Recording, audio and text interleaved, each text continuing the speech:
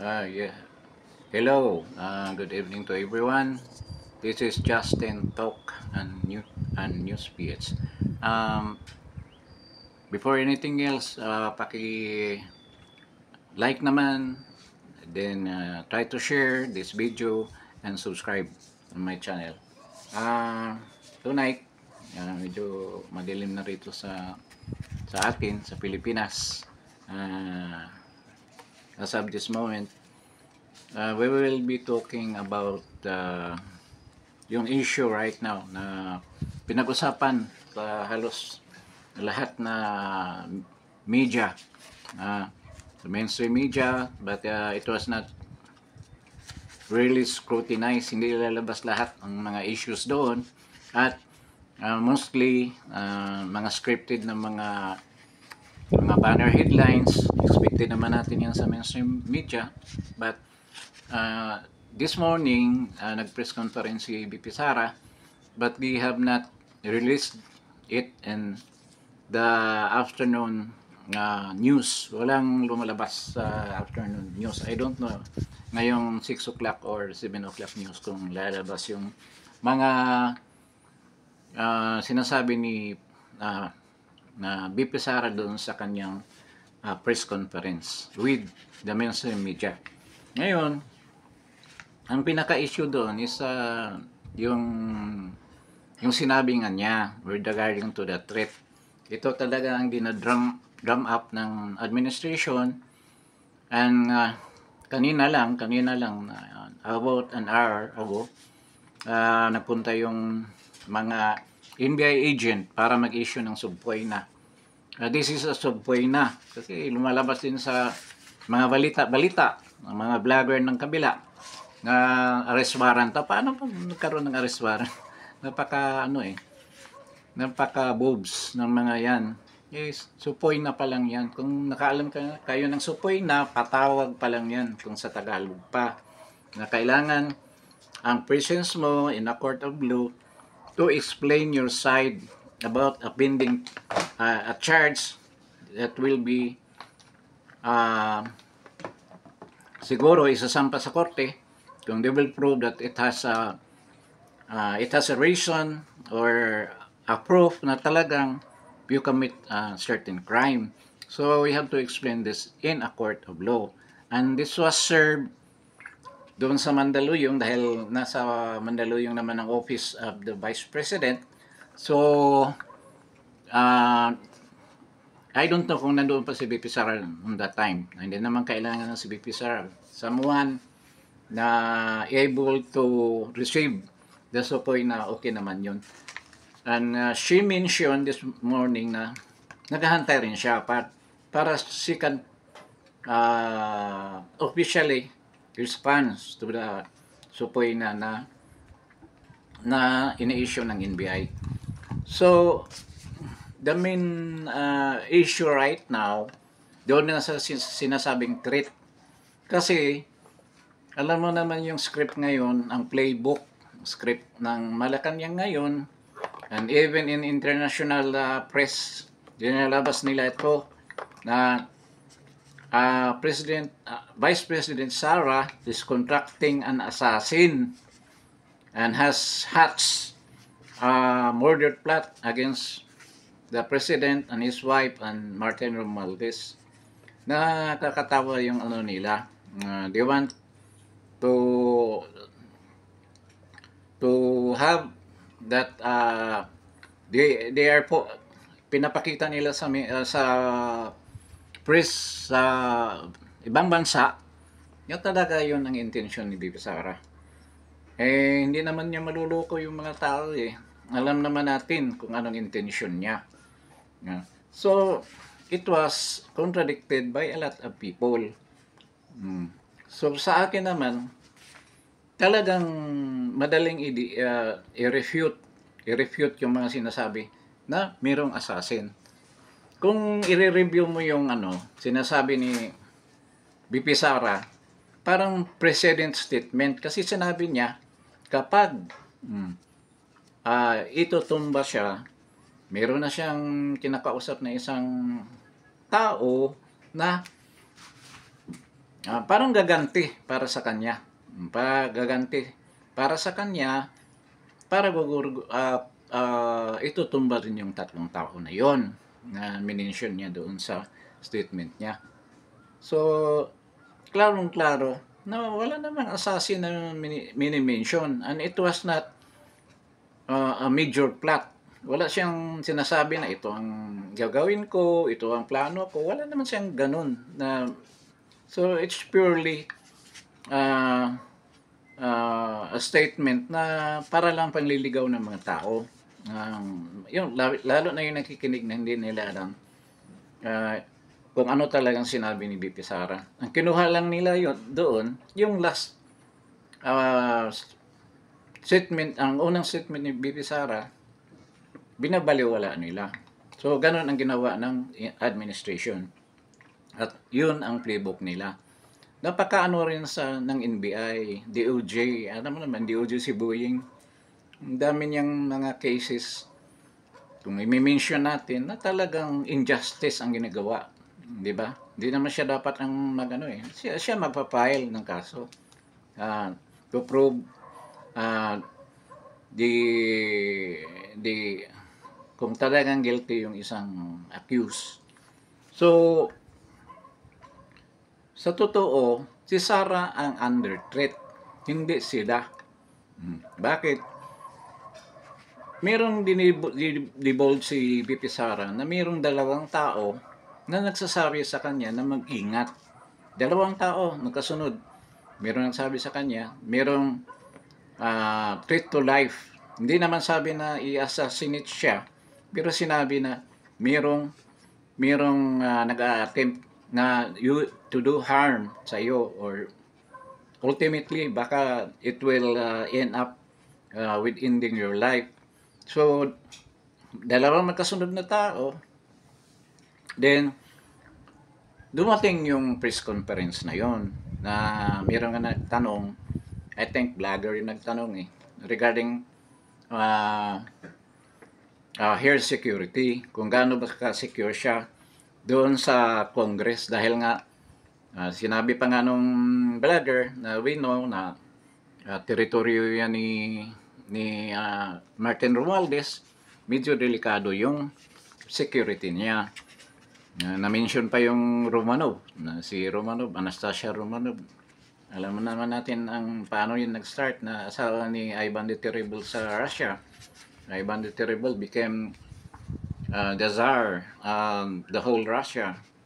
Alam naman natin yung rin doon. So, hindi na natin pag-usapan yan kasi minention yung Romanov Ngayon, yung the house of Romanov, yun.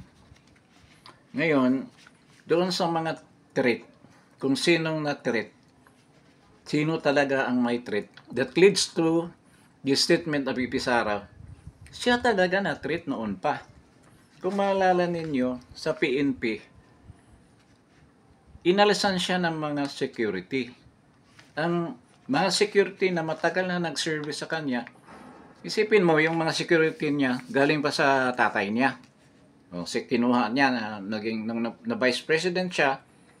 Yung mga, kasi noon may tinatawag na BP SG, Security Group, Vice President Security Group, nga talagang sanction naman yun sa batas, dahil nga inaaprubahan yun ni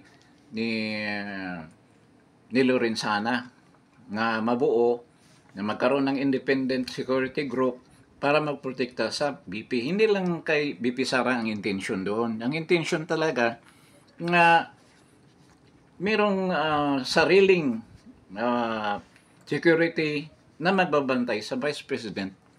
Hindi lang ngayon na si BP Sara ang Vice President, later on kung mayroon mga Vice President, nabuo na yung security group para sa kanya.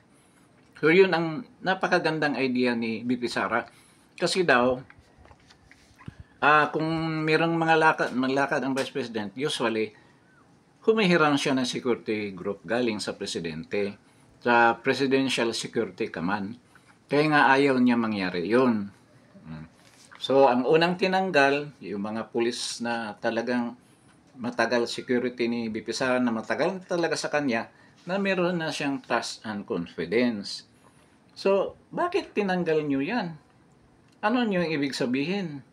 Na magiging open siya? Open siya to any attempt?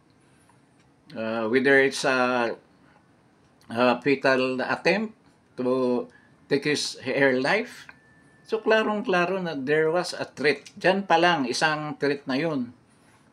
Bukod sa nag-warning sa kanya ng dalawang tao na sa tingin ko, these people are from the intelligence community. They handle a very delicate intelligence report. So talagang confirm na talagang there is a valid threat for the life of the Vice President. Then, nung kinuha nga yung mga talagang may tiwala siya sa mga ano na yun. Mga taga Davao yung iba, matagal lang sa Davao, nagpuputikta sa kanya. Mayor pa siya. Isa sa mga BPSG niya. Oh. Inalis sa kanya ni Marvel. Tinanggal yun. Ngayon, nung panahon na yun, sabi ni Marvel, ano kasi, kailangan ang pulis. Kailangan daw ang pulis natin. Kasi maraming sinabi ng ano daw, 400 daw yung nagbabantay kay BP Sara. Masyadong marami raw. Binabawasan. Aside from, may mga militaro daw nagbabantay. Vice President yan eh. Saka yan, hindi naman yan lahat sasama sa kanya. May mga advance parties yan. Halimbawa, may i-clear na lugar dahil pupunta siya. Nauna yung ibang tao dyan. Yung iba, nagbibigay ng information, mga datas. Kaya yun ang bilang doon. Pero yung actual personnel na sumasama sa kanya during mga pinupuntahan niya mga lugar, iba yun. Kaya in totality, umabot ng 400. Pero inalis yun.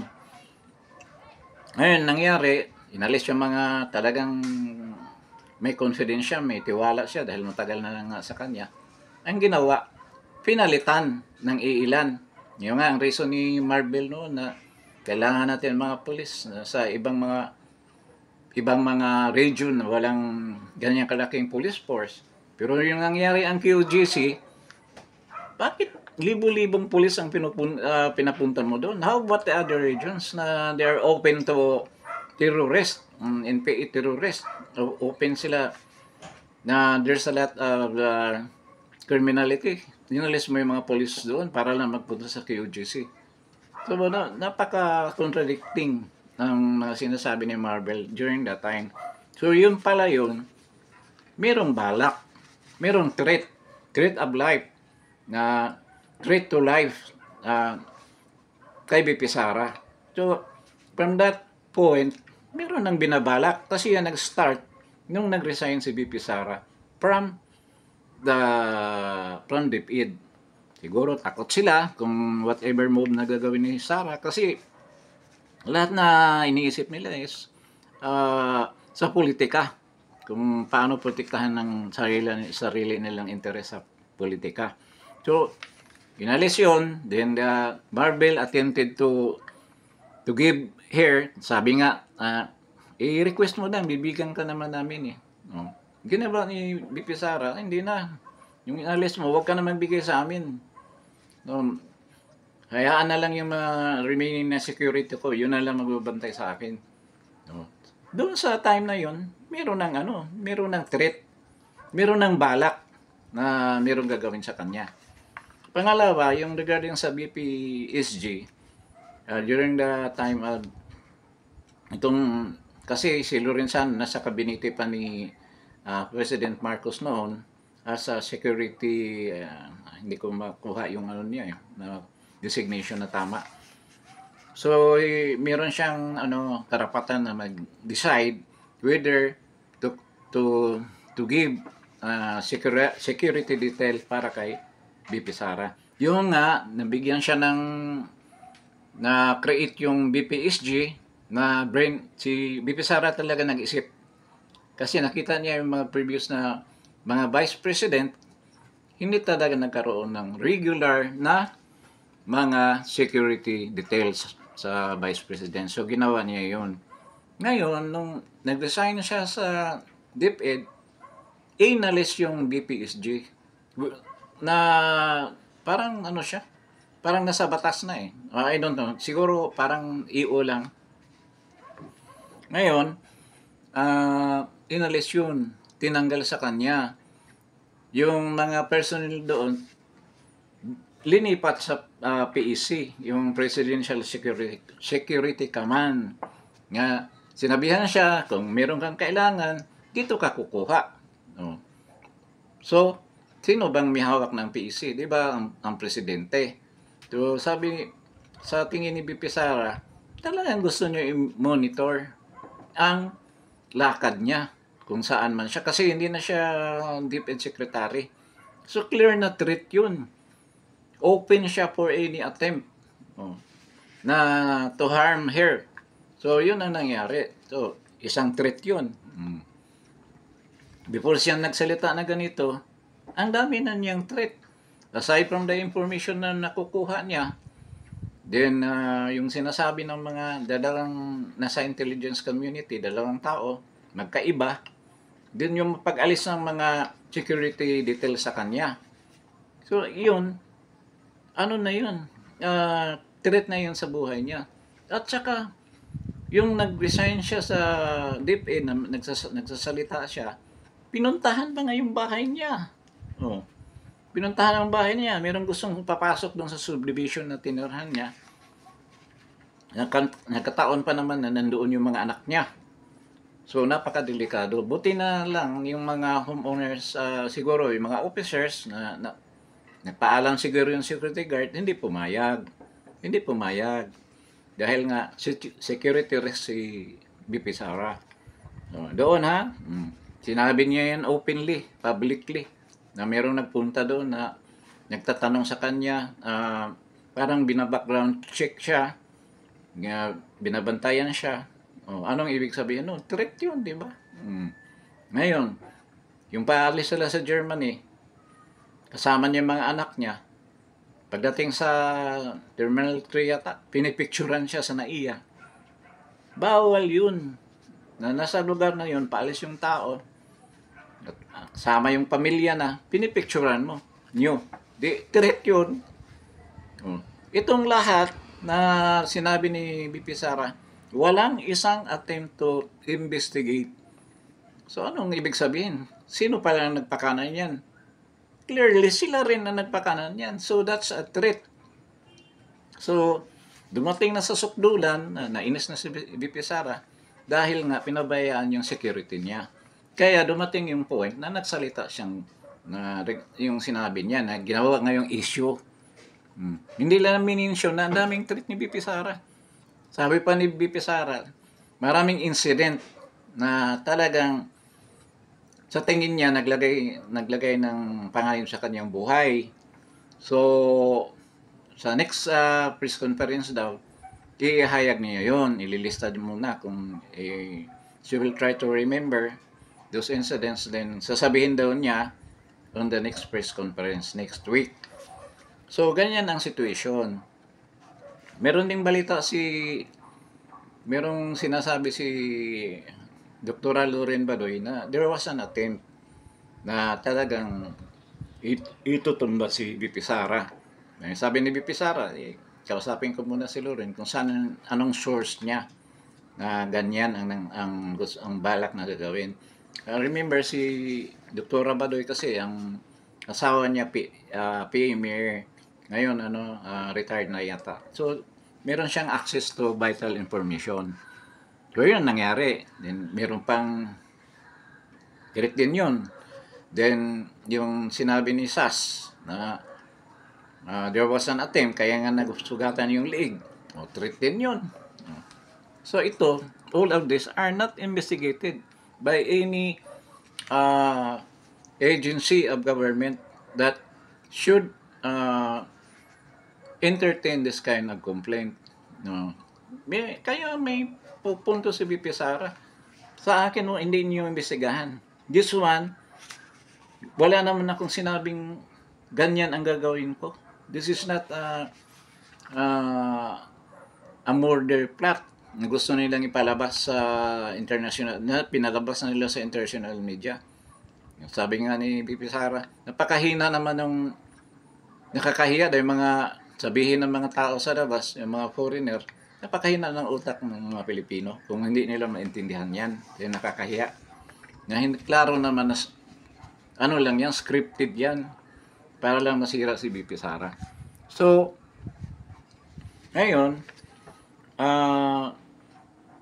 with regards to the Supoy na, sasagutin daw niya kung mababasa na, mapasa kamay na, nasa kamay na niya yung Supoy na yan, sasagutin. Sigurado siyang dadalo siguro doon sa hearing na yung kung ano mang ikakandak ng Department of Justice or NBI. So, ngayon, yung pinapalabas ng threat, talagang halo yun. At sabi pa nga niya, meron bang, kung titingnan mo yung sinabi ko, kung meron mangyari sa akin, yun ang sasabihin ko. Oh, mauna muna akong natumba bago itutumba yung mga sa tingin ko gumagawa ng pagka dilo ko, no, di ba? Ganun ang ibig niya sabihin. At sa time na yan, wala na si BP Sara. No, nasa grave na siya. Yung sabi pa nga niya, that's revenge from the grave. No, nakalibing na siya bago siya maghiganti. Parang ganun ang nangyari. So wala yan. Wala yung ano na yan. Case yung gusto lang ipalabas sa kabila na threat daw to national security. Oh. There's an attempt for assassination ni BBM. Saan ang attempt? Salita lang yan. Wala namang attempt eh. Ngayon, dapat i-qualify mo rin kung anong ibig sabihin ng mga salita na yan. So,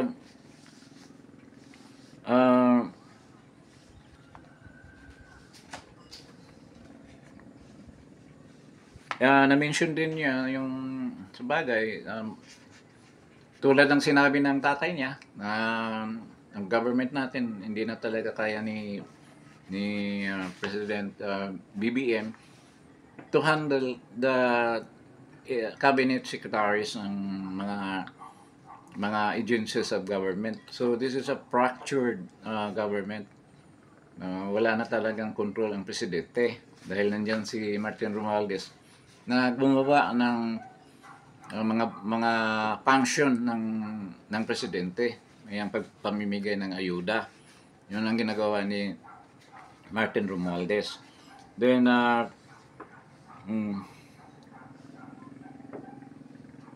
regarding naman sa mini-mention niya, yung nire-recall ni BP Sara, yung challenge doon sa mga congressman na who conducted na kailangan daw siya magpa-neuro test. Inuulit niya. Dapat tayong lahat, congressman, all government employees should undergo hair follicle test. Kasama ang presidente. Dapat lahat magpa-hair follicle test. Congressman, mga senators, kasama executive department, all the departments in the executive, kasama ang presidente. Sila ni BP Sara daw, nagpa drug test na. Bakit ang ibang department ayaw? Ang kongreso ayaw magpa-drug test. So, klaro na meron silang tinatago. Which is supposed to be a requirement for if you are working with the government. Ngayon, parang iniiba nila yung issue para malayo sa issue na yan.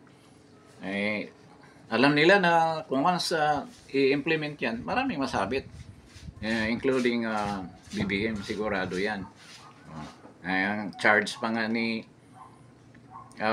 President Duterte. Ang tagal na ng charge na ano na yan. Kaya nga, sinabi niya na ang mga military patuloy pa ninyong susuportahan si BBM kahit na alam ninyo na yung commander-in-chief niyo ay drug addict. Yan lagi sinasabi niya. Ito rin, iniiko ni Vice President Sara. Dahil dyan, loss of trust and confidence na doon sa pamumuno ng presidente. Dahil isang bagay na dinidiman na ang presidente should be able mentally, physically, para to perform his duties as president. Ayaw nga magpa-drug test eh. Ano gagawin mo dyan? So, that's a clear incapacity na hindi niya kaya magdala ng bansa dahil sa dahilan na yan. So, yung nga ang sinasabi ni Sara, meron tayong presidente na hindi naman marunong maging presidente. So, kawawa talaga tayo. So, there is no, kung hindi niya ma-perform yan, ito naman ang karamihan ng mga tao ngayon na who attended indignation rallies, yun ang sinasabi. Resign ka na lang kung hindi mo kaya, or hahanap ng paraan ng mga tao na matanggal ka dyan sa kinaupuan mo. So,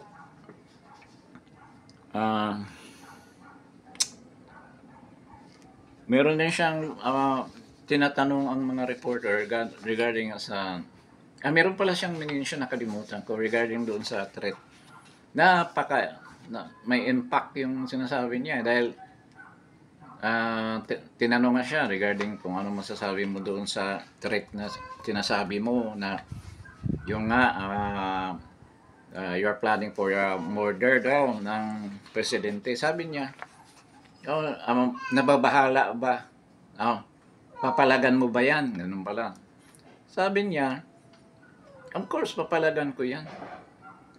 Kaya yung nangyari kay Benigno Aquino na there was a plan na guguluhin yung bansa, mayroong planted bombs, mga areas na may impact, nilagay yung mga bomba. Then, they want to show na talagang magulo yung situation. Then, pagdating ni Benigno Aquino, binaril dyan sa tarmac. Namatay sa tarmac. Na sino ba yung Rolando Galman pa yung, 'di ba? Kung if you recall the history ng pag-assassinate ni Ninoy, mayroong Rolando Galman na sinakay pa nga sa van ng pulis. Then it turns out na yung bumarel, yung pagbaba pala sa hagdanan papunta ng tarmac, doon pala binaril, hindi pala si Rolando Galman. Kaya napaka-controversial na claim na yun na si Galman ang bumaril, how come umabot siya doon sa tarmac na yung bumaril na sa taas ng pababa. Nakuha yun ng isang reporter na Japanese. Pati nga yung sinabi ng gunman na pusila, which means shot. Yun, parang ganun. So, yun ang story doon. So, sinabi ni BP Sara, si Benigno Aquino is not Sara Duterte. Si Benigno Aquino hindi nakapaghabilin. Kaya hindi siya nakaganti. Kasi, very deep meaning statement yun. Na ibig sabihin, yung ginagawa niya ngayon, ayaw niya gayahin yung ginawa ni Ninoy na hindi nakapaghabilin sa pamilya niya o sa isang tao o sino mang katiwalaan. Ayaw niya na ganun ang mangyari sa kanya. Kung in case merong mangyari sa kanya, meron siya ng pinaghabilinan na yan ang gagawin. So, kasalanan ba niya yun? She learned from history na the same family will be planning the same action or the same plan to implement against her. Kasi ginawa na nila yan nung nakaraan Yun, di ba? Yun ang sinasabi ni BP Sara na playbook. They will follow the same playbook. Ganun na playbook pa rin ang susundin. I don't know kung sigurado ako may basis siya dahil Vice President siya. Saka ang tatay niya, dating presidente, marami niyang nakipag-sympathize sa kanya na nasa intelligence community. Kaso nga lang, marami rin nagrereklamo na itong ISAP tsaka NICA, Yung ISAP naman sa military, itong NICA naman sa civilian agency, wala man lang linabas regarding dyan sa mga threat na yan. Di ba? Oh. Kaya nakakaduda rin. Or kung meron mang linabas, pinipigilan na ilabas na malalaman ni BP Sara. Pero marami namang nasa grapevine, ang daming makukuha ng information kung si BP Sara lang. Kaya itong paratang nila kay BP Sara, wala yan. Madaling i-ano yan. Kaya mabuti nga dinala nila sa korte eh. At least fair yung laban doon kaysa mag-conduct sila ng investigation. Di ba? Ultimately, mawawala rin yung issue na yan. Hindi basta-basta. It's very hard to prove na ng tao has the plan to assassinate you or murder you. Mahirap yun i-prove. Kailangan ng magpa-plan sila ng ebidensya. Kaya ba nilang gawin yan kay BP Sara? Kaya sa matter, or darating pa kaya tayo sa time na yan with the things going on right now dito sa Metro Manila na dahan-dahan dumadami yung mga protest rallies. We don't know how this will end up. And we don't know if yung mga sinasabi ni President Duterte will come into reality na mag-intervene yung military. So, ganyan lang. Labanan lang ito ng diskarte. Dumiskarte sila ng ganyan. Mayroong pangunta naman kaagad si BP Inday. Ngayon, marami nagtatanong doon sa corruption daw, sa confidential fund. In-explain niya mabuti. Sabi na, ba't hindi ka sumasagot doon sa hearing? Sumasagot naman yung mga staff niya eh. Kasi sila naman talaga ang gumagawa ng trabaho na yan. Sabi na, ini-influensyahan ni BP Sara kaya ayaw umalis nila dyan sa veterans para makutos niya ng husto yung mga tao niya. Hindi naman totoo yan dahil nung unang na-contempt nga si July ka, hindi naman siya umatin sa hearing. Di ba? Yung last hearing, nag-collapse nga tawag nito, apelido ni, isang staff na rin, is special disbursing officer din, SDO ni BP Sara ng babae. Apelido na nakalimutan ko. Acosta. Si Acosta. Kawawa yung matanda matanda na yan eh. Siguro, kasing tanda ko siguro yun, hindi naman nasa baga office yung nagtrabaho, may edad na rin, natatakot. Kasi laging tinatakot eh. Yung nagkakaroon ng trauma yung tao sa ginagawa nila. Kaya yung mga congressman na yan, mga talaga, walang consideration. Alam naman nila na high blood, tapos may sakit pa yata sa puso. Talagang iniipit nila ng husto. Ngayon, sabi na BP Sara, hindi ko magkukots. Let them talk. Kung ano makukuha nila, pigayin ninyo yan. Tulad ng ginawa nila ni Paharda.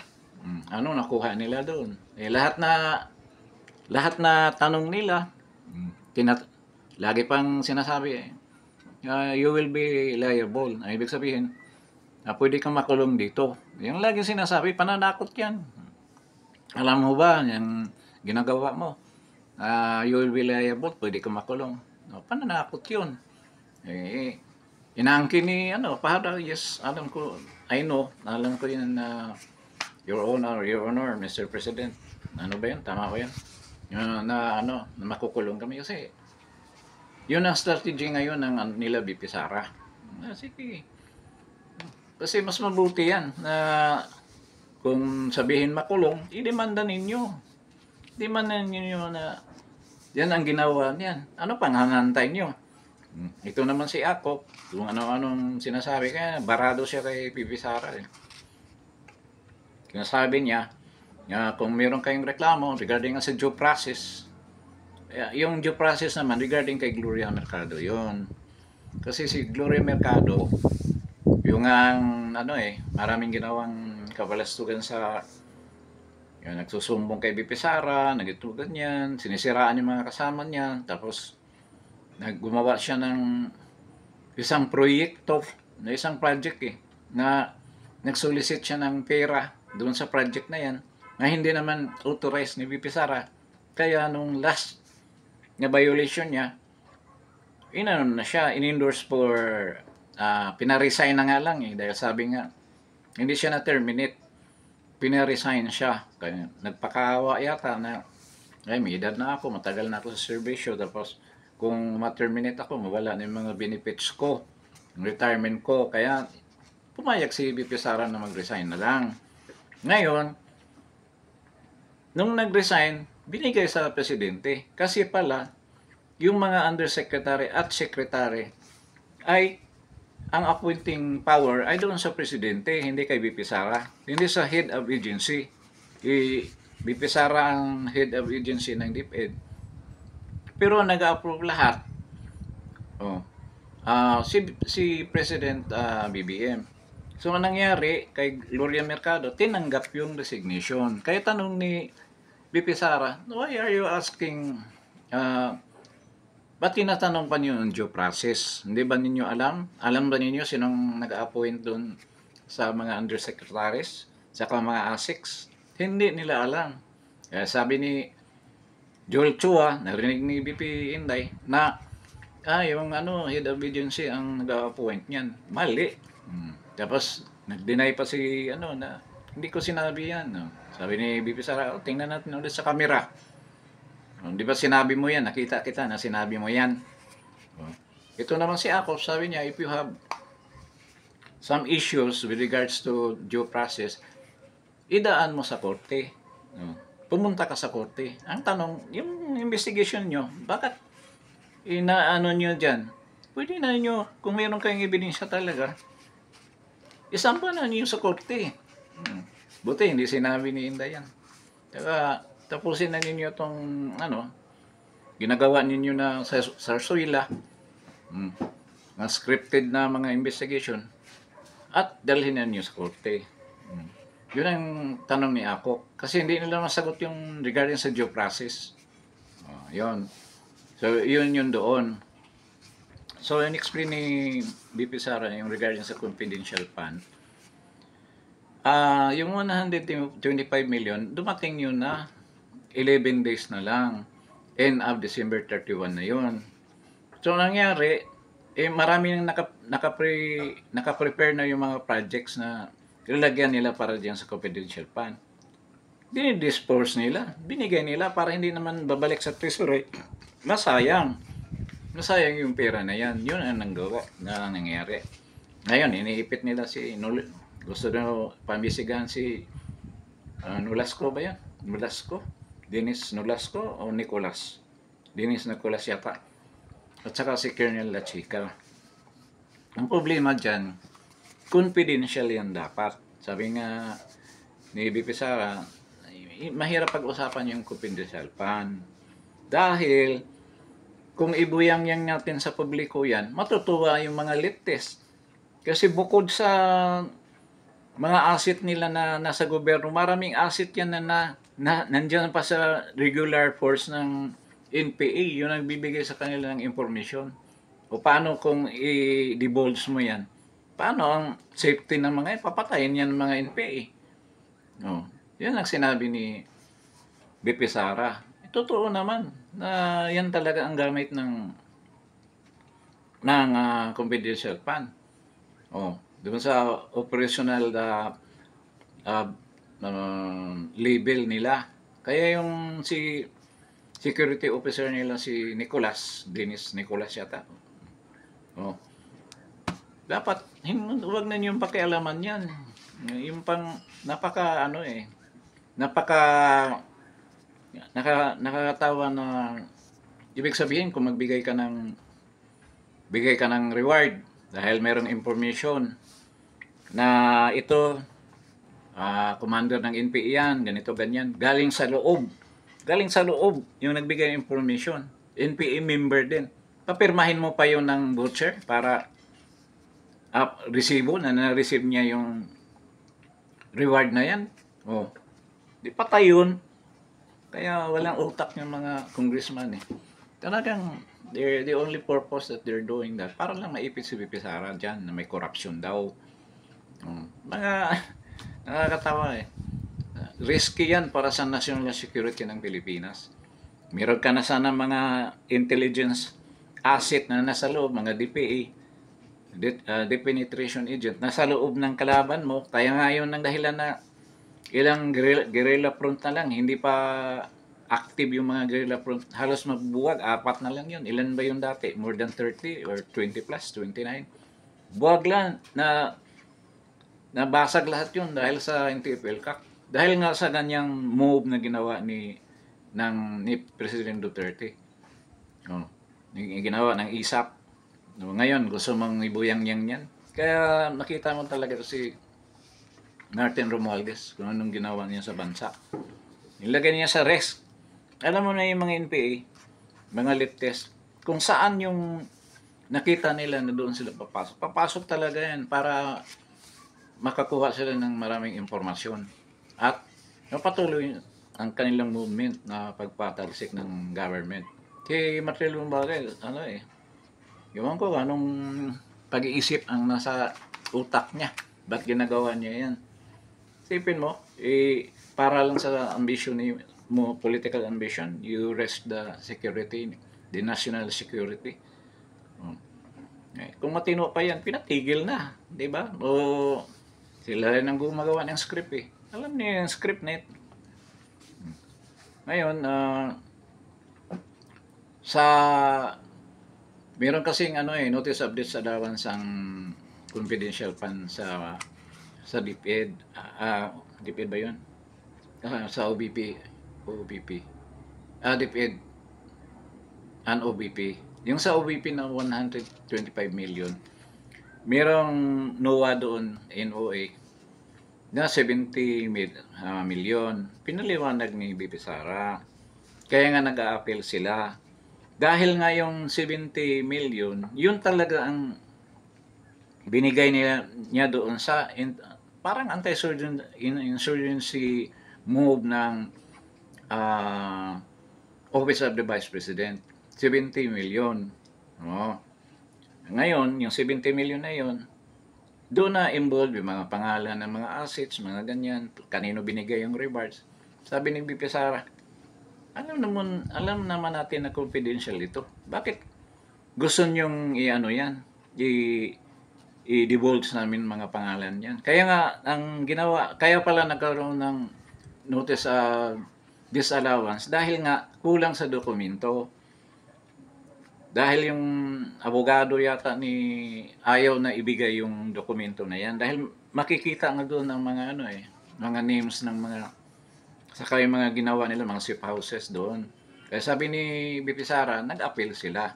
Na this time, ibigay niyo yung dokumento na yan na hinihingi ng kuwa.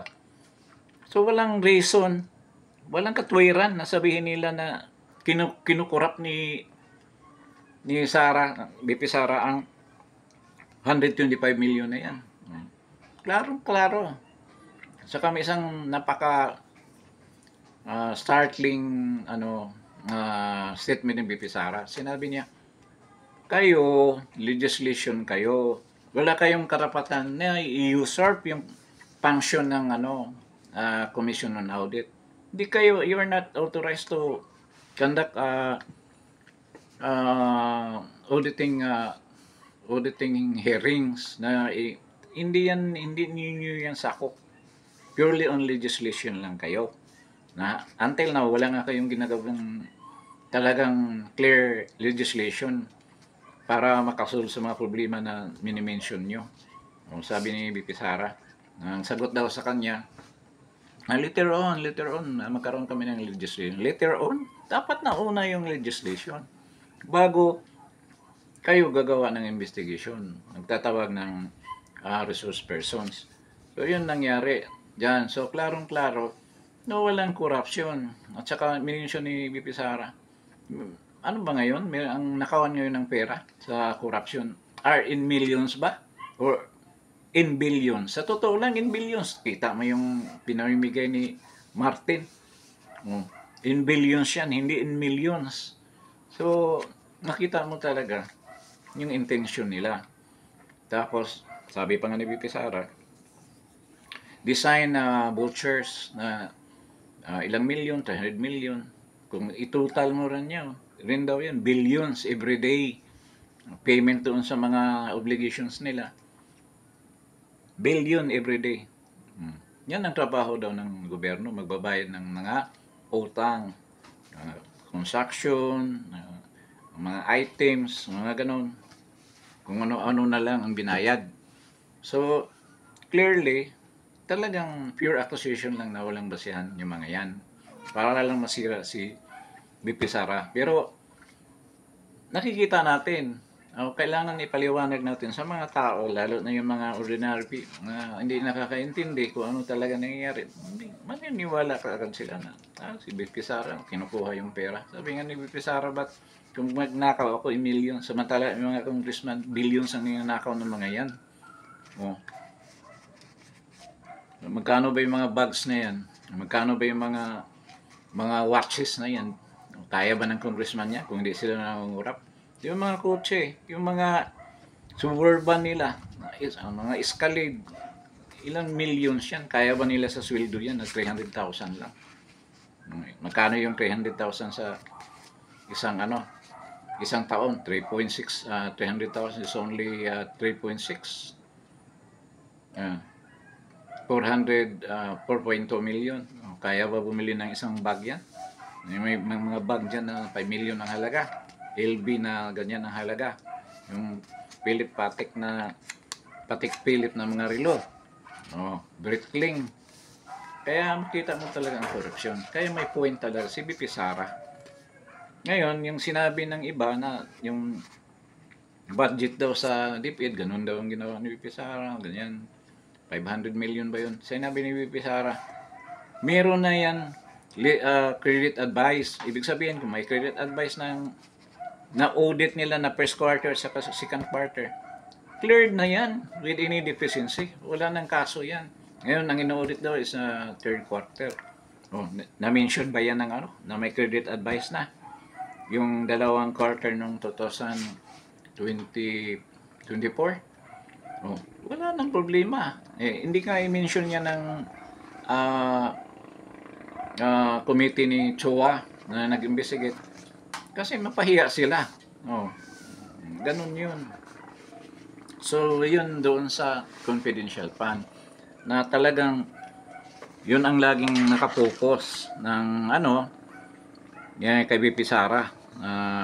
Yan ang ginagawa niya, nangungurakot siya ng pera. Wala namang katotohanan. So ngayon, ito nga, bagong yung threat for assassination, yun naman ang focus nila ngayon. Dahil hindi umubra yung hindi umubra yung confidential fund. Nandito naman sila sa threat. So, ano pa yung minensyon ni VP Sara? Tapos na yung na-mention na natin yung regarding sa drug test. Ngayon, bukas nga, paalis siya ng Basilan. I don't know kung anong, kasi balikan lang siya. Then, sa Friday, atin siya ng hearing. Para lang masistahan niya yung asistahan niya yung mga tauhan niya. Ganyan makita mo yung totoong leader. Nga talagang hindi iniwanan yung mga staff niya. Kahit na kailangan siya diyan sa oras na yan dahil alam mo naman mahihina ang loob ng ibang staff niya. Hindi niya iniwan, tama yung ginagawa niya. So wala si BBM kasi nasa UAE. I don't know anong pinuntahan doon. May Epic Summit doon, hindi naman nagpunta. 'Di ba saan ba 'yun? Dubai ba 'yun? Then so maraming rally. I don't know anong will crop up. Hindi pa naman nagparamdam yung military kung anong gusto nilang gagawin. Kung talagang sasama sila dito, they will get involved and for a change sa ating situation. Hanggang ngayon wala pa naman silang sinasabi. Wala pa silang nagagawang move kung ano ba talaga ang gagawin nila. So, medyo patuloy yung rally sa EDSA. Saka may rally din doon sa Veterans Memorial. Patuloy yun. Kanina doon sa hanggang ngayon, medyo dumami ang tao. Nung morning, it's around 2,000. Ngayon, abutin ng mga 3 to 4,000 ang tao doon. Ito rin yung maalala ko yung nangyayari sa mga previous people power kay Iraq. Kumbaga, yung kay Iraq kasi finance ng mga oligarch yun eh. Yung nakaraan na people power 1, hindi naman kaagad yun na dumami. Talagang unti-unti lang. Kasi marami ring volunteer doon. Aside from yung mga tao, organized, mga organizations that participated, including the church and other Protestant churches. Kaya dumami. Pero I don't know ngayon kung mangyari yung nangyari ng People Power 1. Siguro, yun naman ang laging sinasabi ng military, kung dapat mangunguna yung mga tao. Nandiyan ang mga tao. Kailangan pa ba ng malaking number na para mag-join kayo? Alam naman niyo ang hinaing ng mga tao. Yun ang tanong, bakit ayaw nyo gumalaw? Meron ding ibang mga retired na puro dakdak lang sa social media. Hanggang ngayon wala namang ginawa. 'Di ba? Puro sabagay matatapang yung mga 'yan, pero hindi pa natin nakikita hanggang ngayon. So, with this, maraming salamat sa pagdalo sa channel ko. Press like, share, and follow, then subscribe. Sana para naman lumago ng konti itong bagong channel na to. So with this, salamat for coming over, and see you in my next vlog.